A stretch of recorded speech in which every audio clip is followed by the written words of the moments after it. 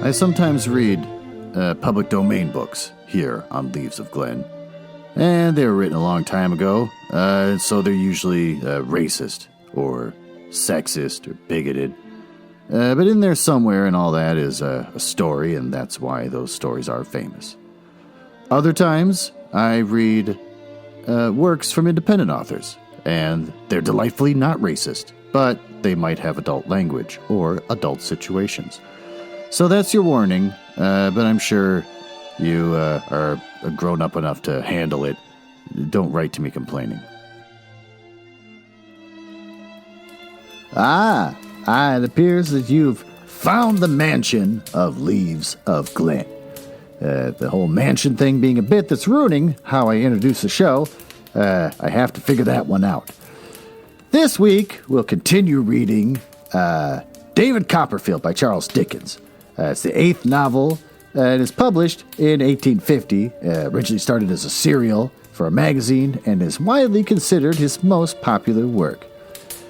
Charles Dickens was born the 7th of February, 1812, and he died the 9th of June, 1870.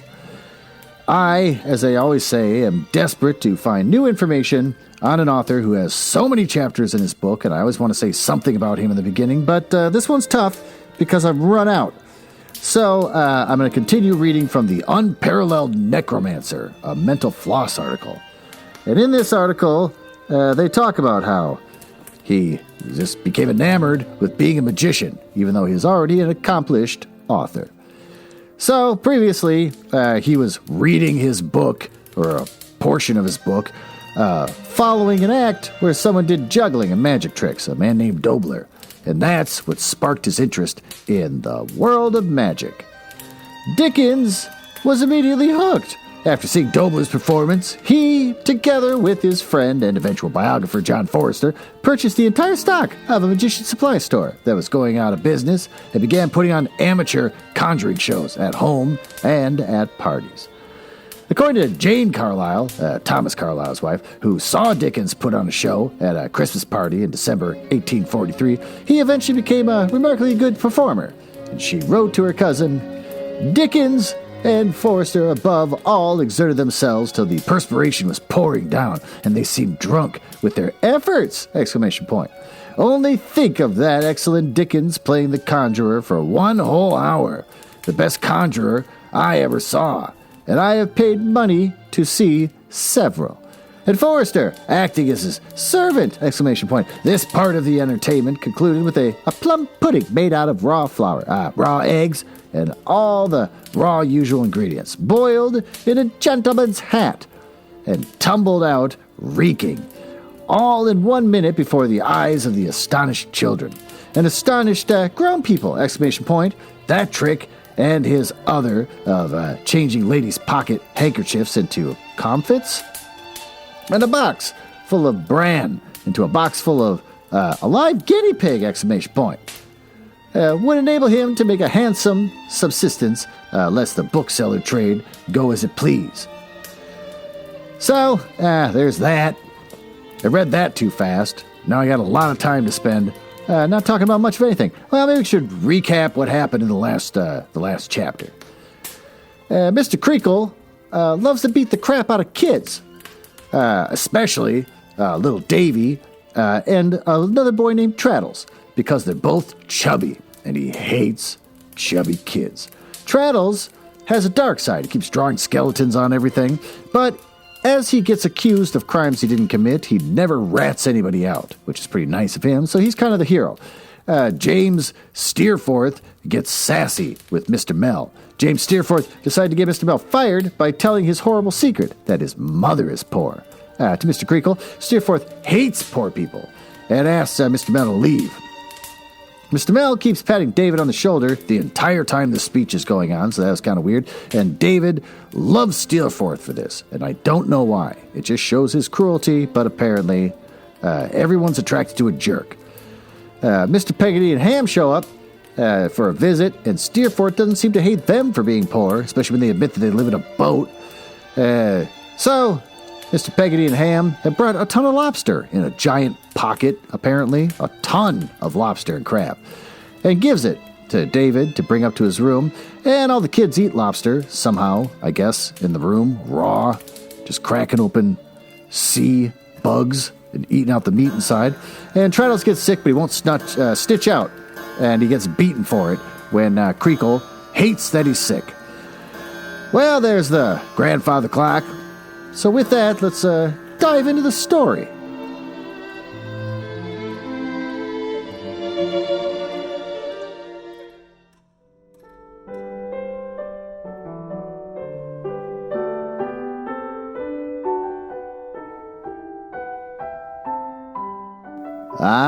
Here we are in the library as we begin to read Chapter 8 of this book titled My Holidays, Especially One Happy Afternoon. Burp. When we arrived before day at the inn where the mail stopped, which was not the inn where my friend the waiter lived, I was shown up to a nice little bedroom with dolphin painted on the door. Very cold I was, I know, notwithstanding the hot tea they had given me before a large fire downstairs, and very glad I was to turn into the dolphin's bed, pull the dolphin's blankets around my head, and go to sleep. Mr. Barkis, the carrier, was to call for me in the morning at 9 o'clock. I got up at 8, a little giddy from the shortness of my night's rest, and was ready for him before the appointed time. He received me exactly as if not 5 minutes had elapsed since we were last together, and I had only been into the hotel to get change for 6 pence, or something of that sort. As soon as I and my box were in the cart, and the carrier seated, the lazy horse walked away with all of us at the accustomed pace. You look very well, Mr. Barkis, I said, thinking he would like to know it. Mr. Barkis rubbed his cheek with his cuff, then looked at his cuff as if he expected to find some sort of bloom upon it, but made no other acknowledgement of the compliment. I gave your message, Mr. Barkis, I said. I wrote to Peggotty. Ah, said Mr. Barkis. Mr. Barkis seemed gruff and answered dryly. Wasn't it right, Mr. Barkis? I asked after a little hesitation. Why, no, said Mr. Barkis. Not the message? The message was right enough, perhaps, said Mr. Barkis, but it came to an end there. Not understanding what he meant, I repeated inquisitively, come to an end, Mr. Barkis. Nothing come of it, he explained, looking at me sideways. No answer. There was an answer expected, was there, Mr. Barkis? Said I, opening my eyes, for this was a new light to me. When a man says he's willing, said Mr. Barkis, turning his glance slowly on me again, it is as much as to say that a man's a-waitin' for an answer.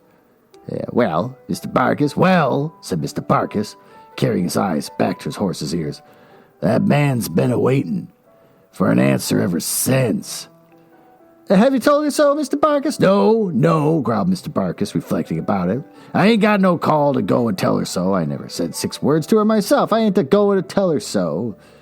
Would you like me to do it, Mr. Barkis? Said I, doubtfully. You might tell her if you would, said Mr. Barkis, with another slow look at me. That Barkis was a-waitin' for an answer, says you. What name is it? Her name? Ah, said Mr. Barkis with a nod of his head. Peggotty. Christian name or natural name, said Mr. Barkis. Oh, it's not her Christian name. Her Christian name is Clara.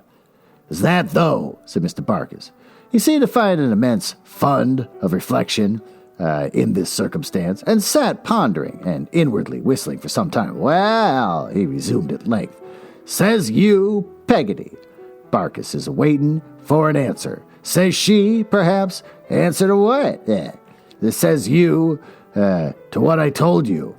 What is that? Says she. Barkis is willin', says you. That's extremely artful suggestion, Mr. Barkis accompanied with a nudge of his elbow to give me quite a stitch in my side. After that, he slouched over his horse in his usual manner and made no other reference to the subject except half an hour afterwards, taking a piece of chalk from his pocket and writing up inside the tilt of the cart, Clara, Peggotty. Apparently it's a private memorandum. Ah, what a strange feeling it was to be going home when it is not home, and to find that every object I looked at reminded me of the happy old home, which was like a dream. I could never dream again! ! The days when my mother and I and Peggotty were all to one another, and there was no one to come between us, rose up before me so sorrowfully on the road that I'm not sure I was glad to be there, not sure but that I would rather have remained away and forgotten it in Steerforth's company. But there I was, and soon I was at our house, where the bare old elm trees wrung their many hands in the bleak wintry air, and the shreds of the old rook's nest drifted away upon the wind. The carrier put my box down at the garden gate and left me. Oh, I walked along the path toward the house, glancing at the windows and fearing at every step to see Mr. Murdstone or Miss Murdstone lowering out of one of them. No face appeared, however, and being come to the house and knowing how to open the door before dark without knocking, I went in with a quiet, timid step. God knows how infantine the memory may have been that was awakened within me by the sound of my mother's voice in the old parlor. When I set foot in the hall, she was singing in a low tone, and I think I must have lain in her arms and heard her singing so to me when I was but a baby. The strain was new to me, and yet it was so old that it filled my heart brimful, like a friend come back from a long absence. I believed, from the solitary and thoughtful way in which my mother murmured her song, that she was alone, and I went softly into the room, and she was sitting by the fire, suckling an infant, whose tiny hand she held against her neck. Oh, her eyes were looking down upon its face, and she sat singing to it. I was so far right that she had no other companion. I spoke to her, and she started and cried out, but seeing me, she called me her dear Davy, her own boy, ! And coming half across the room to meet me, she kneeled down upon the ground and kissed me, and laid my head down on her bosom near the little creature that was nestling there, and put its hands to my lips. Oh, I wish I died. I wish I had died then, that feeling in my heart. I should have been more fit for heaven than I ever have been since. He's your brother, said my mother, fondling me.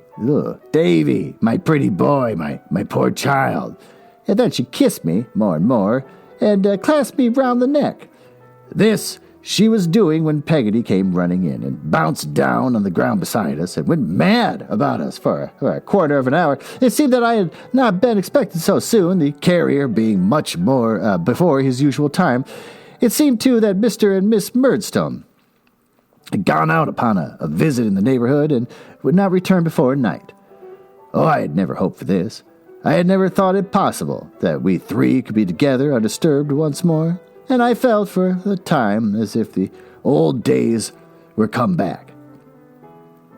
We dined together by the fireside. Peggotty was in attendance to wait upon us, but my mother wouldn't let her do it, and made her dine with us, and I had my old plate with a brown view of a man-of-war in full sail upon it, which Peggotty had hoarded somewhere all the time that I had been away, and would not have had it broken, as she said, for 100 pounds. I had my old mug with David on it, and my old little knife and fork that wouldn't cut. While we were at the table, I thought it was a favorable occasion to tell Peggotty about Mr. Barkis, who, before I had finished what I had to tell her, began to laugh and throw her apron over her face. Peggotty, said my mother, what's the matter? Peggotty only laughed the more and held her apron tight over her face when my mother tried to pull it away, and sat as if her head were in a bag. What are you doing, you stupid creature? Said my mother, laughing. Oh, drat the man, cried Peggotty. Yeah, he wants to marry me. That would be a very good match for you, wouldn't it? Said my mother. Oh, I don't know, said Peggotty. Don't ask me. I wouldn't have him if he made of gold. No, I wouldn't have anybody. And then why don't you tell him so, you ridiculous thing, said my mother. Tell him so, reported Peggotty, looking out of her apron. He has never said a word to me about it. Oh, he knows better.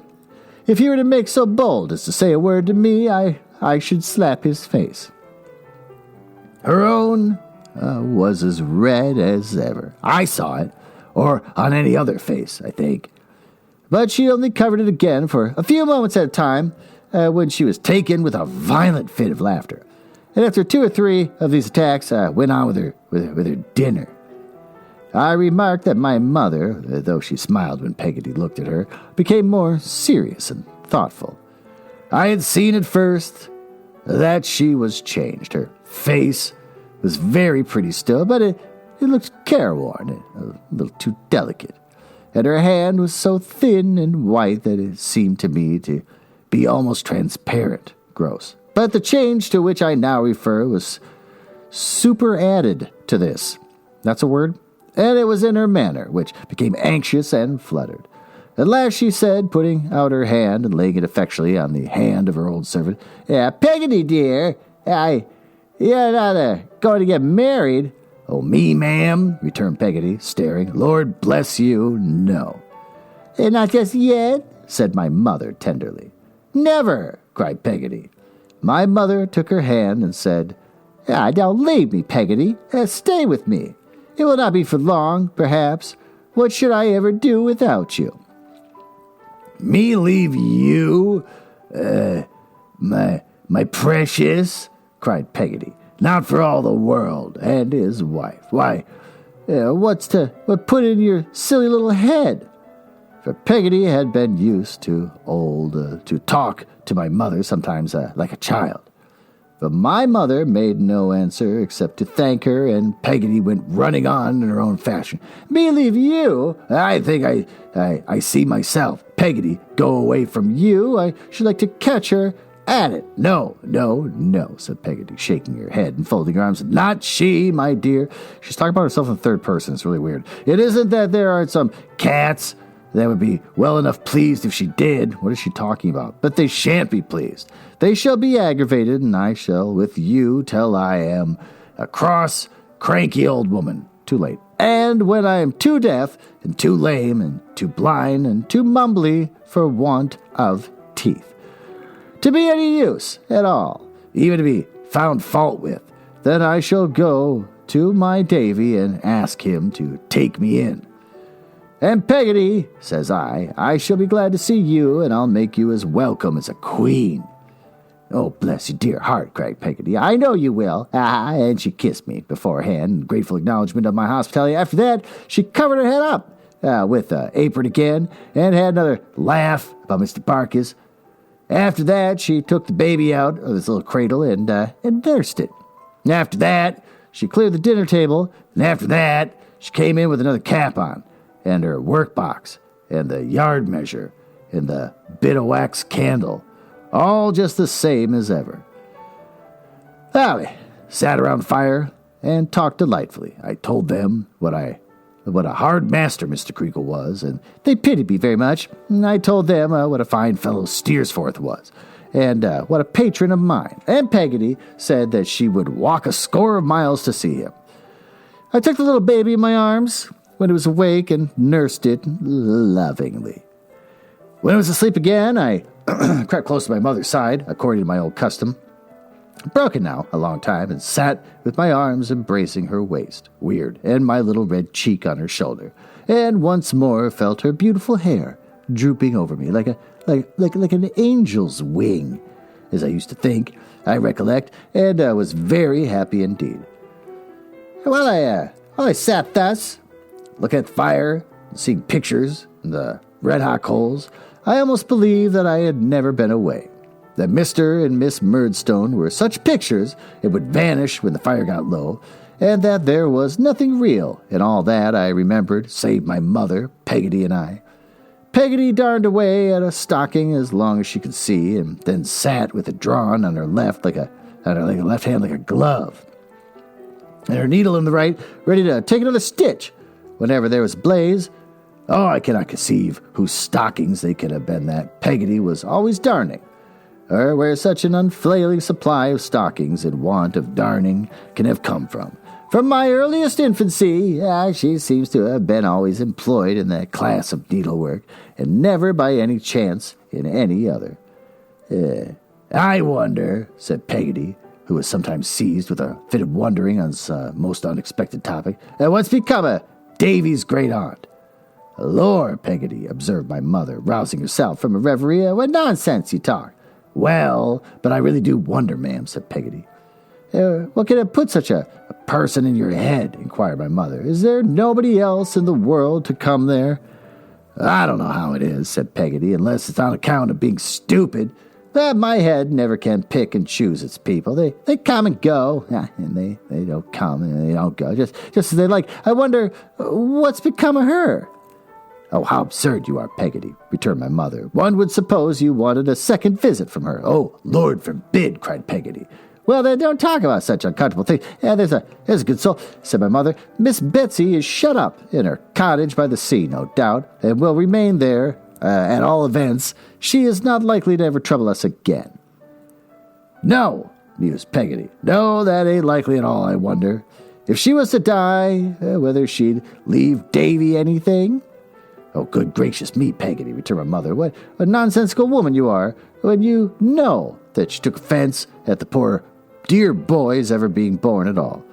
Well, I suppose she wouldn't be inclined to forgive him now, hinted Peggotty. Why should she be inclined to forgive him now, said my mother, rather sharply. Now that he's gotten a brother, I mean, said Peggotty. Oh, my mother immediately began to cry, and wondered how Peggotty dared to say such a thing. As if this poor little innocent in its cradle had ever done any harm to you or anybody else. You jealous thing, said she. You had better go and marry Mr. Barkis, the carrier. Oh, why don't you? Well, I should make Miss Murdstone happy if I was to, said Peggotty. What a bad disposition you have, Peggotty, returned my mother. You are as jealous of Miss Murdstone as possible, as a ridiculous creature can be. You want to keep the keys yourself and give out all the things, I suppose. I wouldn't be surprised if you did, when you know that she only does it out of kindness and the best intentions. You know she does, Peggotty. You know it well. Peggotty muttered something to the effect of, bother the best intentions, and something else to the effect that there was a little too much of the best intentions going on. Oh, I know what you mean, you cross thing, said my mother. I understand you, Peggotty, perfectly. You know I do. And I wonder you don't color up like a fire. At one point at a time, Miss Murdstone is the point now, Peggotty, and you shan't escape from it. Haven't you heard her say, over and over again, that she thinks I am too thoughtless and too, pretty, suggested Peggotty. Well, returned my mother, half laughing, and if she is so silly as to say so, can I be blamed for it? No one says you can, said Peggotty. No, I should hope not indeed, returned my mother. Haven't you heard her say over and over again on that account that she wished to spare me a great deal of trouble, which she thinks I am not suited for, and which I really don't know myself that I am suited for? And isn't it she, up early and late and going to and fro continually, and doesn't she do all sorts of things and grope into all sorts of places, coal holes and pantries, and I don't know where, that she can't be very agreeable? And do you mean to insinuate that there is not a sort of a devotion in that? Nah, I don't insinuate at all, said Peggotty. You do, Peggotty, returned my mother. You never do anything else except your work. You're always insinuating. Oh, you revel in it. And when you talk of Mr. Murdstone's good intentions, oh, I never talked of him, said Peggotty. Well, with that, let's take a little break. Why don't you and I slide into the master bedroom, and I can read a book review of an upcoming romance novel, which I'm sure will titillate and delight you.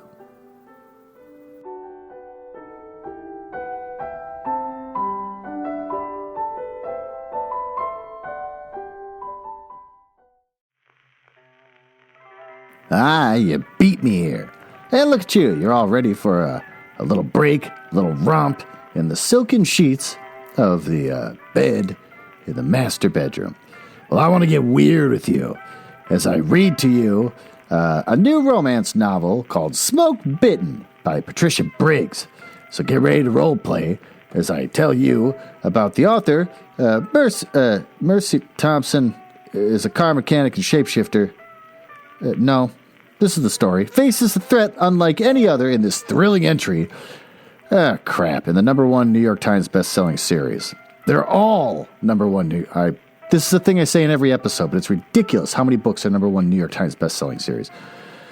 I am Mercedes Athena Thompson Hauptmann. It's a long name. My only, quote, superpowers, unquote, is that I turn into a 35-pound coyote and I fix Volkswagens. But I have friends in odd places and a pack of werewolves at my back. It looks like I'm gonna need them. Centuries ago, where's the romance? The Fae dwelt in Underhill until she locked her doors against them.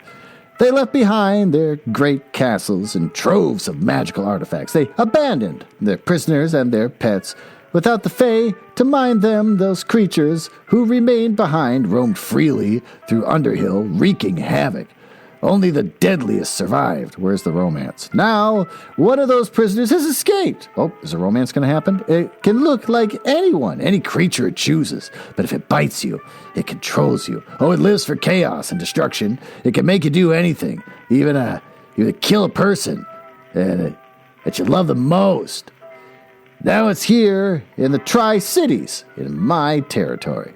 I can't remain. Not if I have anything to say about it. Well, nothing about that seems romantic. It's in the romance section. All right, whatever. Well, it's going to be available March 17th of 2020. If you want to read something with the promise of romance without providing any of it, then go ahead and pick that up. Smoke Bitten by Patricia Briggs. It's turned me off. So the role play that I was prepared to pay for you, and not into it. Put your clothes back on. Let's get back in the library and finish reading this book.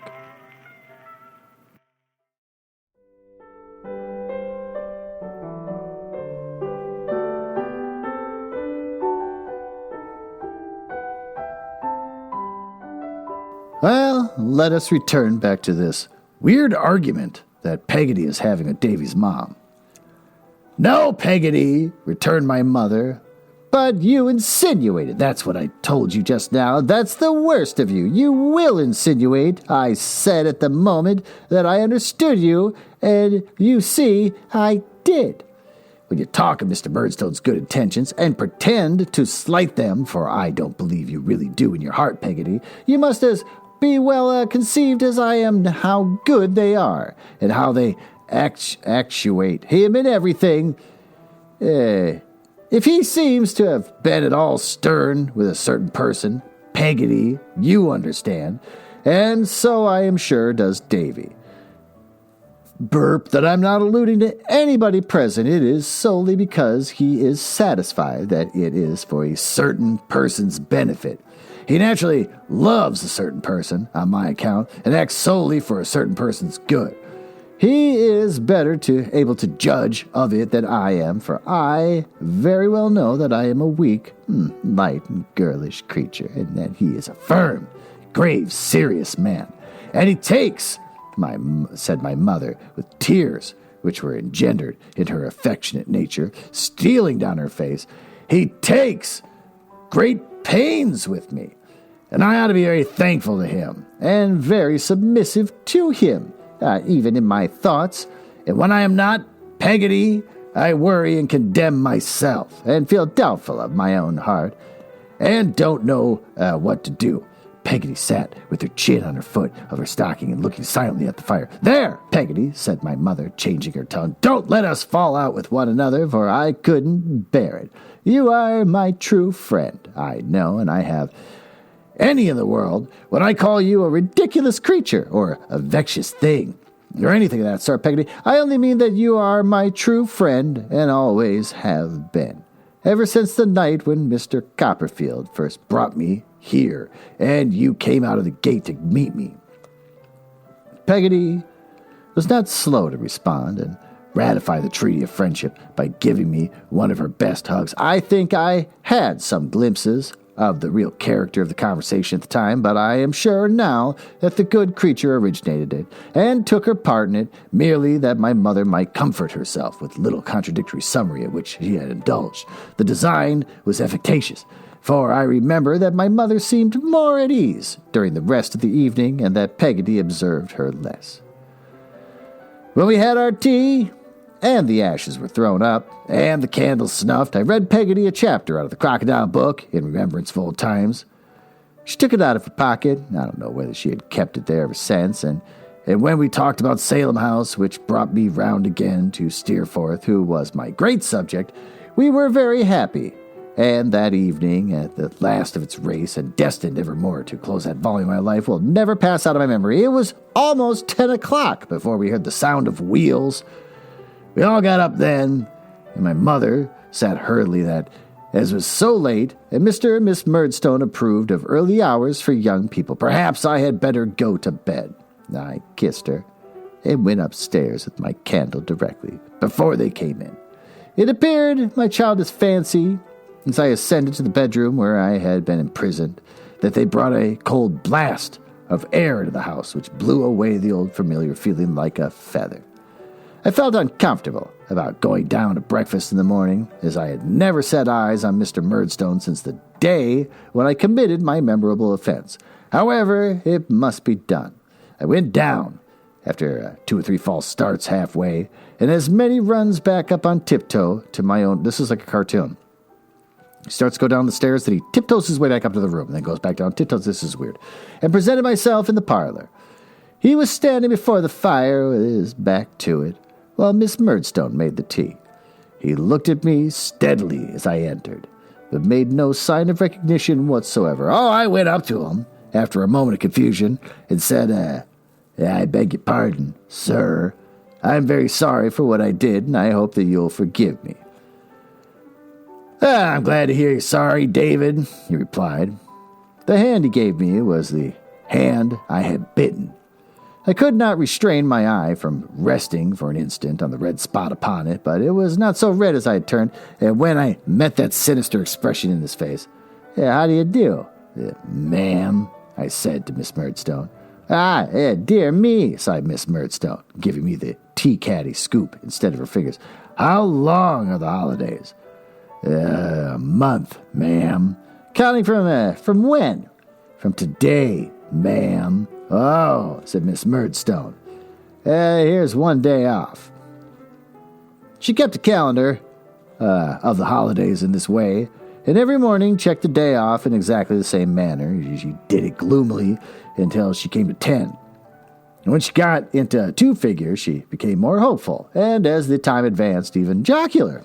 And it was on this the very first day that I had the misfortune to throw her, though she was not subject to such weakness in general, into a state of violent consternation. I came into the room where she and my mother were sitting, and the baby, who was only a few weeks old, being on my mother's lap, I took it very carefully into my arms, and suddenly Miss Murdstone gave such a scream that I all but dropped it.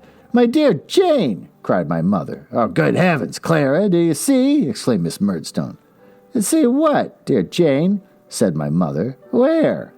He's got it, cried Miss Murdstone. You'll need to unlock your iPhone first.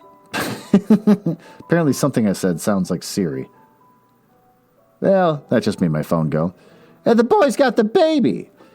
She was limp with horror, but stiffened herself to make a dart at me and then take it out of my arms. Then she turned faint and was so very ill that they were obliged to give her sherry brandy. And I was solemnly indoctrinated by her. And on her recovery from touching my brother or any more of my penance whatsoever, my poor mother, who I could see wished otherwise, meekly confirmed the interdict by saying, No doubt you are right, my dear Jane. Another occasion, when we 3 were together, this same dear baby, it was truly dear to me, for our mother's sake, was the innocent occasion of Miss Murdstone's going into a passion. My mother, who had been looking at its eyes as it lay upon her lap, said, Davy, come here, and looked at mine. I saw Miss Murdstone lay her beads down. I declare, said my mother gently, they are exactly alike. I suppose they are mine. I think they are the color of mine, but they are wonderfully alike. What are you talking about, Clara? Said Miss Murdstone. My dear Jane, faltered my mother, a little abashed by the harsh tone of the inquiry, I find that the baby's eyes and Davy's, are exactly alike. Yeah, Clara, said Miss Murdstone, rising angrily, you are a positive fool sometimes. Ah, my dear Jane, remonstrated my mother. A positive fool, said Miss Murdstone. Who else could compare my brother's baby with your boy? They're not at all alike. They're exactly unalike. They are utterly dissimilar in all respects. I hope they will ever remain so. I will not sit here and hear such comparisons made.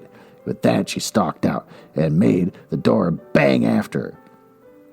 In short, I was not a favorite with Miss Murdstone. In short, I was not a favorite there with anybody. Not even with myself. For those who did like me could not show it, and those who did not showed it so plainly that I had a sensitive consciousness of always appearing constrained, boorish, and dull, burp. I felt that I had made them as uncomfortable as they made me. If I came into the room where they were and they were talking together, my mother seemed cheerful, and an anxious cloud would steal over her face from the moment of my entrance, and if Miss Murdstone were in the best humor, I checked it. And if Mrs. Murdstone were in the worst, I intensified it. I had the perception enough to know that my mother was the victim always, that she was afraid to speak to me or to be kind to me, lest she should give them some offense by her manner of doing so, and I received lecture afterwards that she was not only ceaselessly afraid of her own offending, but of my offending, and uneasily watched their looks if I only moved. Therefore I resolved to keep myself as much out of their way as I could, and many a wintry hour did I hear the church clock strike. When I was sitting in a cheerless bedroom, wrapped in my little greatcoat, poring over a book, in the evening, sometimes I went and sat with Peggotty in the kitchen. There I was comfortable, and not afraid of being myself. But neither of these resources was approved of in the parlor. The tormenting humor which was dominant there stopped them both. I was still held to be necessary to my poor mother's training, and as one of her trials, could not be suffered to absent myself. David, said Mr. Murdstone, one day after dinner when I was going to leave the room as usual, I am sorry to observe that you are of a sullen disposition. Sulky as a bear, said Miss Murdstone. Oh, I stood still and hung my head. Now, David, said Mr. Murdstone, a sullen, obdurate disposition of all tempers is the worst. The boy is, of all dispositions that I've ever seen, remarked his sister, the most confirmed and stubborn, I think. My dear Clara, even you must observe it. I beg your pardon, my dear Jane, said my mother, but are you quite sure? I am certain you'll excuse me, my dear Jane, that you understand Davy. I should be somewhat ashamed of myself, Clara, returned Miss Murdstone, if I could not understand the boy, or any boy. I don't profess to be profound, but I do lay claim to common sense. No doubt, my dear Jane, returned my mother, your understanding is very vigorous. Oh, dear, no, pray don't say that, Clara, imposed Miss Murdstone angrily. But I'm sure it is, resumed my mother, and everybody knows it. I profit so much by it myself, in many ways, at least I ought to, that no one can be more convinced of it than myself, and therefore I speak with great diffidence, my dear Jane, I assure you. We'll say I don't understand the boy, Clara, returned Miss Murdstone, arranging the little fetters of her wrists. So we'll agree, if you please, that I don't understand him at all. He is much too deep for me, but perhaps my brother's penetration may enable him to have some insight into his character. And I believe my brother was speaking on the subject when we, very decently, interrupted him. I think that was a lot of dialogue to finally go, oh, we interrupted you. I think, Clara, said Mr. Murdstone in a low, grave voice, that there may be better and more dispassionate judges of such a question than you. Edward, replied my mother timidly, you are a far better judge of all questions than I pretend to be. Both you and Jane are. You only said something weak and inconsiderate, he replied. Yeah, try not to do it again, my dear Clara, and keep a watch upon yourself. Now, my mother's lips moved as if she answered, yes, my dear Edward, but she said nothing aloud. I was sorry, David, I remarked, said Mr. Murdstone, turning his head and his eyes stiffly toward me, to observe that you are of a solid disposition. This is not a character that I can suffer to develop itself beneath my eyes without an effort of improvement. You must endeavor, sir, to change it. We must endeavor to change it for you. I beg your pardon, sir, I faltered. I never meant to be sullen since I came back. Now, don't take refuge in a lie, sir, he returned so fiercely that I saw my mother involuntarily put out her trembling hand as if to interpose between us. You have withdrawn yourself into your sullenness in your own room. You kept your own room when you ought to have been there. You know now, once and for all, that I require you to be here. Not there. Further, that I require you to bring obedience here. Oh, you know me, David, and I will have it done. Miss Murdstone gave a hoarse chuckle. I will have a respectful, prompt, and ready bearing toward myself, he continued, and toward Jane Murdstone, and toward your mother, and I will not have this room shunned as if it were infected at the pleasure of a child. Sit down. He ordered me like a dog, and I obeyed like a dog. One thing more, he said. I observe that you have an attachment to low and common company. You're not to associate with servants, and the kitchen will not improve you. In many respects in which you need improvement. Of the women who abets you, I say nothing, since you, Clara, addressing my mother in a lower voice, from old associations and long-established fancies, have a weakness respecting her which is not yet overcome. Most unaccountable delusion it is, cried Miss Murdstone. Oh, I only say, he resumed, addressing me, that I disapprove of you preferring such company as Miss Peggotty, that it is to be abandoned. Now, David, you understand me, and you know what will be the consequence if you fail to obey me to the letter. Oh, I knew well, better perhaps than he thought, as far as my poor mother was concerned, and I obeyed him to the letter. And I retreated to my own room no more. Oh, I took refuge with Peggotty no more, but sat wearily in the parlor, day after day, looking forward to night and bedtime. What irksome constraint I underwent sitting in the same attitude, hours upon hours, afraid to move an arm or a leg lest Miss Murdstone should complain, as she did, to the least pretense of my restlessness, and afraid to move an eye lest she should light on some look of dislike or scrutiny that would find new cause for complaint in mine. What intolerable dullness! I had to sit listening to the ticking of the clock, and watching Miss Murdstone's little shiny steel beads as she strung them, and wondering whether she would ever be married, and if so, what sort of unhappy men, and counting the divisions in the molding of the chimney place, and wandering away with my eyes to the ceiling among the curls and corkscrews and the paper on the wall, what walks I took alone down muddy lanes in the bad winter weather, carrying that parlor and Mr. and Miss Murdstone in it, everywhere a monstrous load that I was obliged to bear. Daymare, that's nice little twist, that there was no possibility of breaking in, weight that had brooded on my wits and blunted them. What meals I had in silence and embarrassment, always feeling that there were a knife and a fork too many, and that mine, and an appetite too many, and that mine, a plate and a chair too many, and those mine, a somebody too many, and that I, ! What evenings, when the candles came, this chapter's kind of bugging me, and when I was expected to employ myself, but not daring to read an entertaining book pored over by some harder-hearted treatise on arithmetic, when the tables of weights and measures set themselves to tunes as Rule Britannia, or Away with Melancholy, when they wouldn't stand still to be learnt but would go threading my grandmother's needle through my unfortunate head, at one ear and out the other, ! That yawns and dozes I lapped into in spite of all my care. What starts I came out of concealed sleeps with, and what answers I never got. To little observations that I rarely made, what a blank space I seemed, which everybody overlooked, and yet was in everybody's way. What a heavy relief it was to hear Miss Murdstone hail the first stroke of 9 at night and order me to bed.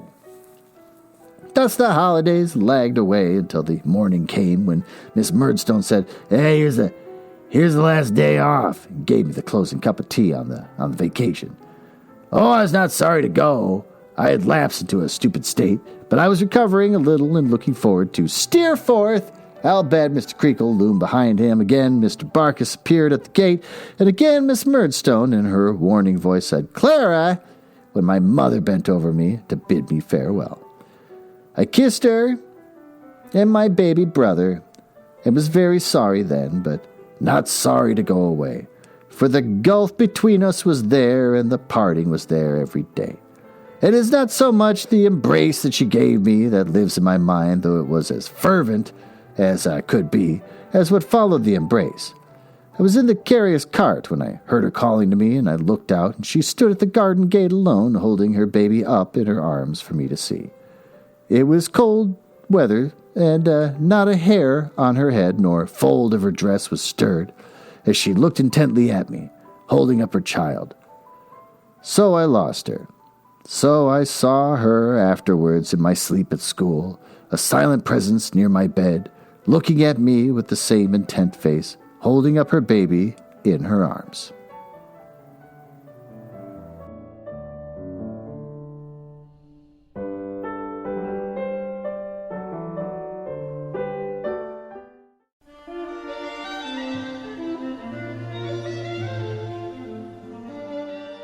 Well, that chapter was really long and boring, but it's the first chapter that I've been poo-pooing so far in this book. What happened? Not a whole lot. It was a lot of pages dedicated to David finding out that his mom's got a baby. Then, as he sits around having dinner with Clara and Peggotty, he tells Peggotty, "The carriage guy's into you," and oh boy, there's a ton of laughing. She says, "Oh, I don't like him." And then she giggles insanely, holding up her clothes in front of her face. And then Clara and Peggotty argue a lot about Mr. Murdstone. That went on forever. And Mr. Murdstone comes back late at night, like 10 o'clock at night, with his sister. So that's weird that his sister is closer to him than his own wife. Then David spends the month trying to avoid him, but they force him to hang out, saying you can't hide in your room, and then they just complain about him the whole time and make him feel like he's on edge. He just sits around waiting to go back to bed again. Clara says, this new baby's got David's eyes. And then the Murdstones throw a tantrum, saying, no, he doesn't. And then they argue about that. And then there's a lot more arguing, and then yelling at Clara, and yelling at David, and then saying, stay away from Peggotty, she's low class. And then David finally gets to go back to school. What's good? The story's still good, but this chapter out of all the rest is a dumb crap chapter. They could have dedicated more time to him with his classmates hanging out in the room, gossiping and scrapping and yelling, doing what boys do, but instead we got a huge chapter dedicated to this. What sucks? I don't know, that David has to go back and hang out with his family, and they're really sucking the mom down and making her miserable. They got this baby. She's just standing at the gate, holding the baby up as David's driving away. That's kind of weird. Kind of a weird, intense moment. Like, look at the baby. Accept the baby. It was just weird. What did we learn? Babies are a touch point. A hot button issue. Never talk about babies too much, because someone will always get pissed off. Well, with that, thanks for listening, and we will see you next week.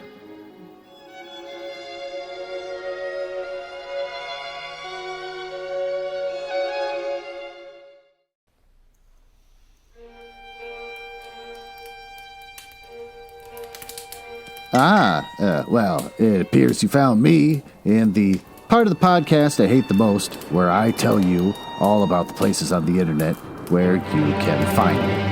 You can tell I hate this because of the sound effects making it sound like a stormy night in the drawing room of the damned. Now, there's that. Are you cool? I like cool people. It's the reason why I got involved in this business to begin with, just to meet cool people, not losers. So if you're cool, feel free to go over to my website, nuzzlehouse.com. You can see a backlog of everything I've ever read, along with episodes from the Book Boys and blah, blah, blah.